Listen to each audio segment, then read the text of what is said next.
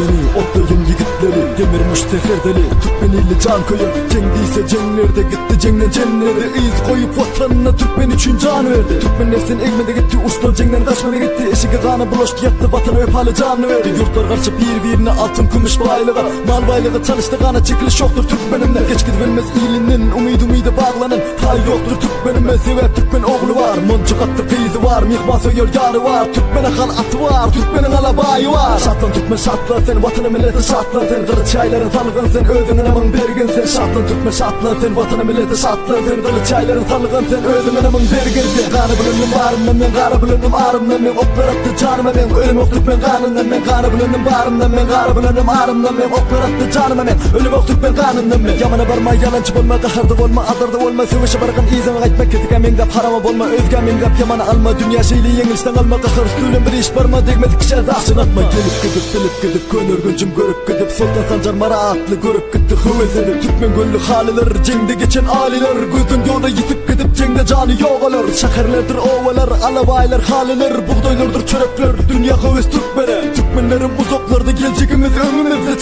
Çapıp atmayı hüvez etsin millete. Bizi şolguna getirmek islam, özleri yitip giden ata babalar. Neslimizde neçe yok olan Türkmenler, neçe yatlasak da ahsize vatandaşlar. Karabatır Ömez Vay, Dikka Serdar Çopan Ker, Rahim oğlu Ali Khan, Serdar oğlu İsa Khan. Attı çapı Cemil Kör, yaşı geçen Zeynep Han. Uğru gelen Tahir Can, barın veren Oğuz Khan. Karabatır Ömez Vay, Dikka Serdar Çopan Ker, Rahim oğlu Ali Khan, Serdar oğlu İsa Khan. Attı çapı Cemil Kör, yaşı geçen Zeynep Han. Uğru gelen Tahir Can, barın veren Oğuz Khan. Kimde kim Süleyman oğlu, kimde Şahirim oğlu. Ayhan Oğuz Khan oğlu, gör oğluyumuz vatan oğlu. Türkmen mola nefes Oğuz oğlu Cengiz Khan. Vatanara korokçuyumuz adı dire kadı Khan. Vatanı satmalı gitmedi, kaçmadı, bilmeli, görmeli, söymeli, kalmalı, gezmeli, görmeli, tutmalı, gelmeli, göz yaşı ütmeli, yamanla itmeli. Vatanı satmalı gitmedi, kaçmadı, bilmeli, görmeli, söymeli, kalmalı, gezmeli, görmeli, tutmalı, gelmeli, göz yaşı ütmeli, yamanla itmeli.